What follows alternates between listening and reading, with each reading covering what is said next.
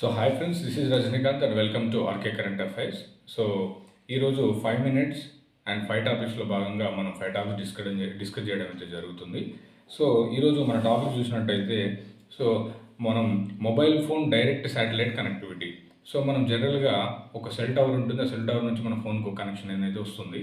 Signal కానీ వివిధ సంబంధించినటువంటి డేటా సంబంధించినటువంటి మనకు సెల్ ఫోన్ టవర్ ద్వారా మనం చేస్తుంటాం. అయితే చైనాకు సంబంధించినటువంటి టియాన్ టాంగ్ 1 అనేటువంటి శాటిలైట్ ఏంటంటే ఇందులో 3 ఉపగ్రహాలు ఉంటాయి. ఇదేంటంటే డైరెక్ట్గా శాటిలైట్ నుంచి ఫోన్కే కనెక్షన్ ఉంటుంది, మధ్యలో ఏ టవర్ లాంటివి ఏముండవు. ఇలాంటి టెక్నాలజీని మొట్టమొదటిగా చైనా అనేది అందుబాటులో తీసుకురావడం జరుగుతుంది. అయితే దీనికి సంబంధించినటువంటి నార్మల్ ఫోన్స్ అయితే దీనికి సపోర్ట్ చేయవు. దానికి సపరేట్గా ఏదైతే శాటిలైట్ నుంచి మనం డైరెక్ట్ ఫోన్ కనెక్షన్ తీసుకోవడానికి సపరేట్ ఫోన్ అనేది మ్యానుఫ్యాక్చర్ చేయాలి. అయితే దీన్ని హువాయి కంపెనీ, చైనాకి సంబంధించినటువంటి హువాయి కంపెనీ అయితే చేయడం జరిగింది. మళ్ళీ తర్వాత ఒప్పో అండ్ అదర్ కంపెనీస్ అయితే చేశాయి, కానీ మొదట చేసింది అయితే హువాయి కంపెనీ, చైనా.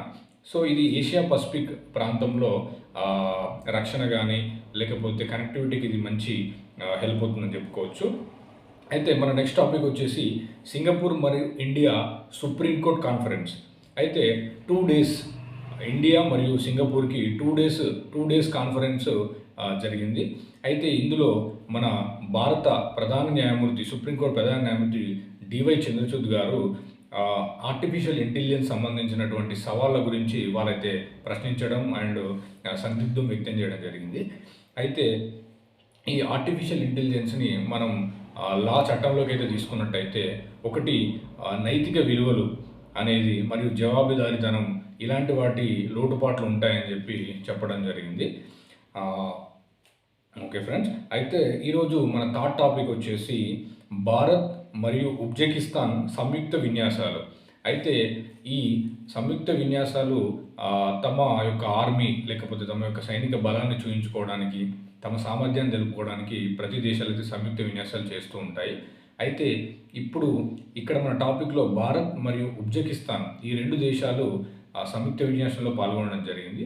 దీన్ని మనం డస్టలిక్ అని అంటాం. ఈ డస్టలిక్ విన్యాసం 5th ఎడిషన్ ఎక్కడంటే టెర్మాజీ జిల్లాలో అయితే జరగడం జరిగింది.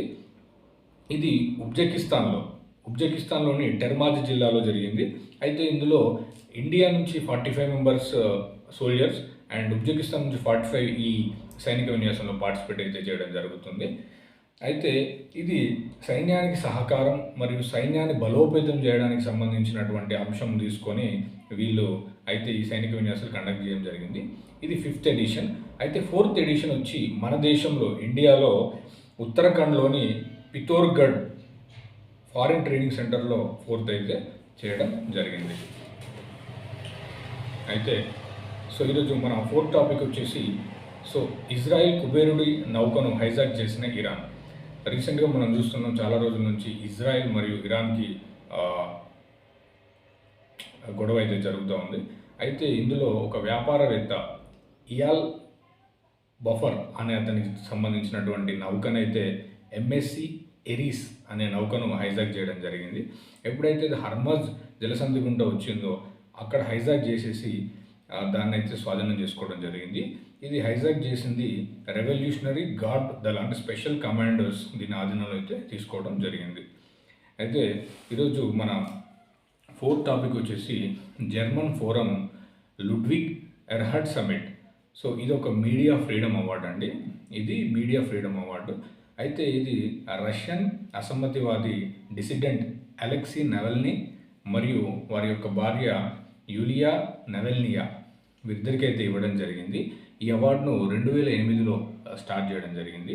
ఇది భావ ప్రకటన స్వేచ్ఛ, అంటే right to express your feelings and the communication and democratic reforms కానీ, అంటే ప్రజాస్వామ్యకి ఏదైనా కృషి చేయడం, ఇలాంటి అంటే మన way of expression, freedom of speech, democracy, ఇలాంటి సోషలిజం భావాలను ఎవరైతే ఎంకరేజ్ చేస్తారో, వాళ్ళు సపోర్ట్ చేస్తారో అలాంటి మీడియా జర్నలిస్ట్కి కానీ అలాంటి పర్సన్స్ కానీ ఈ అవార్డు అయితే ఇవ్వడం జరిగింది.